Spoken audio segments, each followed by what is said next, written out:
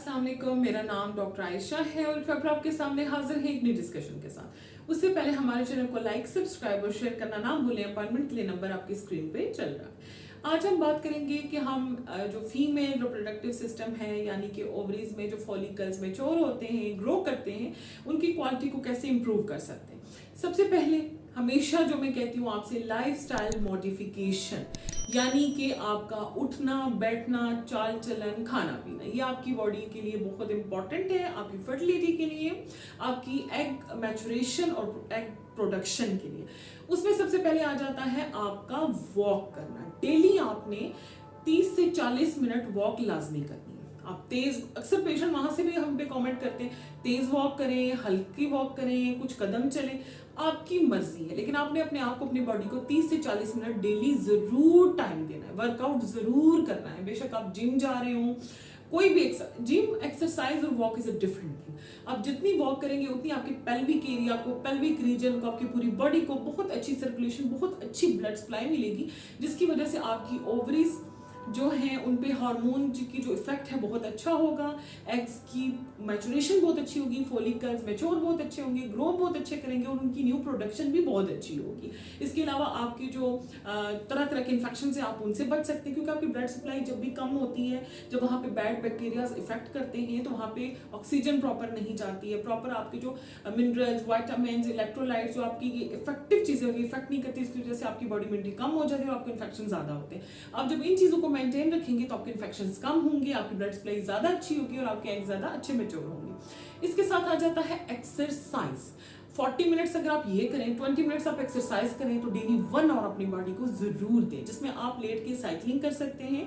आपके pelvic area को, आपकी पेल्विक कैविटी को बहुत अच्छी ब्लड सप्लाई और सर्कुलेशन मिलती है, जिसकी वजह से ओवरीज पे ब्लड सप्लाई बहुत अच्छी जाती है, फॉलिकल्स बहुत अच्छे ग्रो करते हैं और आपकी एग मैचुरेशन बहुत अच्छे होते हैं, फर्टिलिटी के चांसेस बहुत इंक्रीज हो जाते हैं।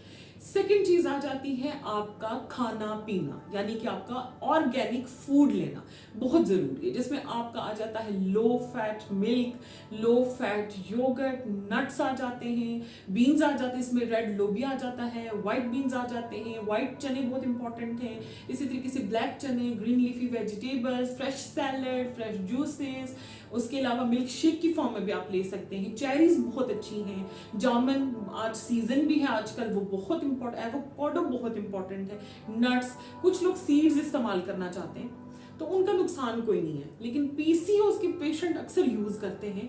लेकिन यही मैं रिकमेंड करूंगी कि आप डॉक्टर को रुजू करें। हर बॉडी का स्ट्रक्चर क्राइटेरिया डिफरेंट होता है, उसके अकॉर्डिंग उनका ट्रीटमेंट और इफेक्टिवनेस होती है, हर बंदे पे हर चीज सूट नहीं करती है।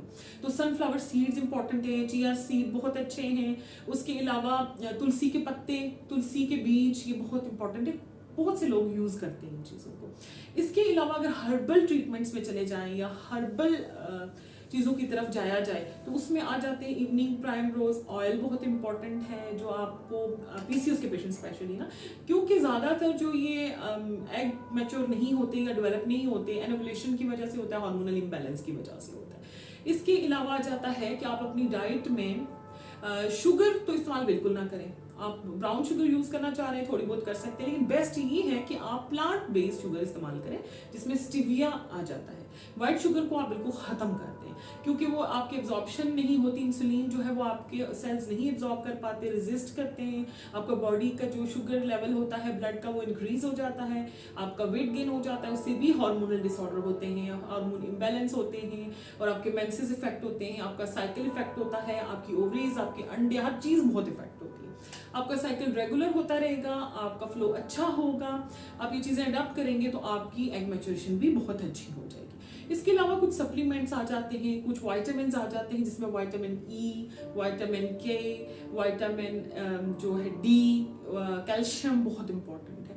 आप इसको दूध से, योगर्ट से, अंडे से ले सकते हैं। आप कोशिश करें कार्बोहाइड्रेट की इंटेक आप कम से कम करें, शुगर को कम से कम इस्तेमाल करें, बिल्कुल ना करें व्हाइट शुगर, स्टीविया यूज करें, प्लांट बेस्ड जो आपकी शुगर है। और इसके अलावा जो फास्ट फूड है, फ्रोजन आइटम्स हैं, फ्रोजन चिकन है, ब्रॉयलर चिकन है, इसको आप एक्सक्लूड करें। फिश लें आप, उसके अलावा आप बीफ ले सकते हैं, मटन ले सकते हैं, देसी चिकन ले सकते हैं, ये बहुत अच्छी और बहुत इंपॉर्टेंट चीज़ है।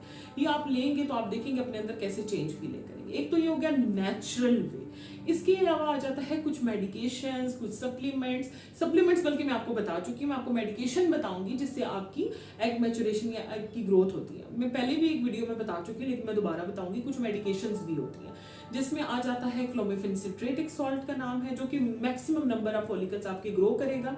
और इसी तरीके से लैक्टोजोल एक आ जाता है second line category, second line generation, जो आपका बॉडी में कोई ना कोई एक फॉलिकल को मैच्योर करता है। ये ट्रीटमेंट के हवाले से, जब आपके एग्स बन चुके होते हैं और उनकी क्वालिटी इंप्रूव करने के लिए या अच्छा मैच्योर करने के लिए, ट्रीटमेंट के लिए ये मेडिकेशंस भी दी जाती हैं। इसी तरीके से कुछ इंजेक्शंस होते हैं, इसमें IVFM, IVFC होते हैं, जो प्रेग्नेंट फीमेल्स की यूरिन से या पोस्ट मीनोपॉजल फीमेल्स होते हैं उनके यूरिन से कलेक्ट करके बनाए जाते हैं। इसके अलावा कुछ रिकॉम्बिनेंट प्यूरिफाइड इंजेक्शंस FSH के भी आते हैं, जिनसे एग्स को, फॉलिकल्स को मैच्योर किया जाता है, उनकी ग्रोथ की जाती है। फिर ट्रीटमेंट के थ्रू ही पेशेंट का साइकिल कंट्रोल करके फर्टिलिटी का ट्रीटमेंट दिया जाता है।